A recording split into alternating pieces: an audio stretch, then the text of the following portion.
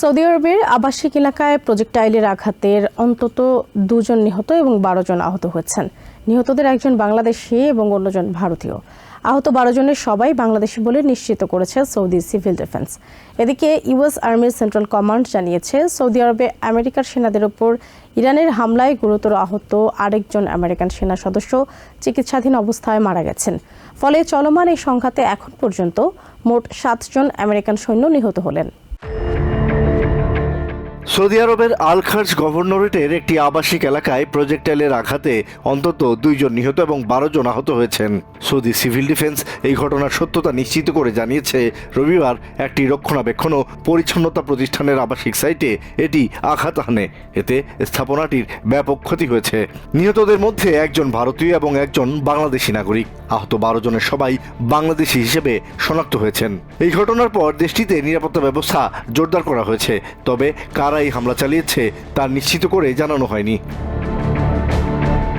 এদিকে গত 1 March Saudi আরবে আমেরিকার সেনাদের ওপর ইরানের হামলায় গুরুতর আহত এক আমেরিকান সেনা সদস্য চিকিৎসাধীন অবস্থায় মারা গেছেন। রবিবার ইউএস আর্মির সেন্ট্রাল কমান্ড এক বিবৃতিতে এই তথ্য নিশ্চিত করেছে।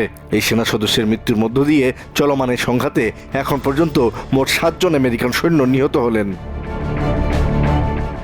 অন্যদিকে ইরানের রাজধানী তেহরানের কেন্দ্রে এক শক্তিশালী বিমান হামলা চালিয়ে দেশটির সর্বোচ্চ নেতার সামরিক দপ্তরের নবনিযুক্ত প্রধান আবুল কাশেম বাবাইয়ানকে হত্যার দাবি করেছে ইসরায়েল। ইসরায়েলের সামরিক বাহিনীর মুখপাত্র ব্রিগেডিয়ার জেনারেল এফি ডেফরিন রবিবার এক ব্রিফিংয়ে এই দাবি করেন। বাবাইয়ান ইরানের জরুরি কমান্ড স্টাফের প্রধান হিসেবে বিভিন্ন সংস্থার মধ্যে সমন্বয় এবং ইসরায়েলের বিরুদ্ধে সামরিক কার্যক্রম পরিচালনার দায়িত্বে ছিলেন।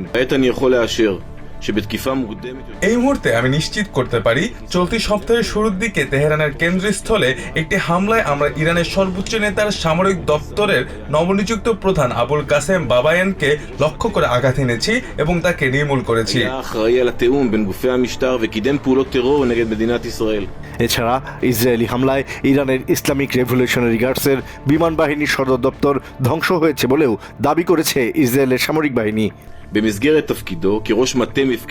আরেকটি শক্তিশালী হামলায় আমরা রেভলিউশনারি গার্ডসের এয়ারফোর্সের সদর দপ্তর ধ্বংস করেছি।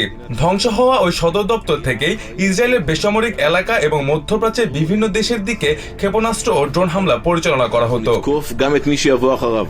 ইরানের সামরিক স্থাপনা ও অবকাঠামো সচল রাখতে ব্যবহৃত জ্বালানি ডিপোগুলোতে শক্তিশালী হামলা চালানোর কথাও জানিয়েছে IDF. Asad Zial, TVN 24 news desk.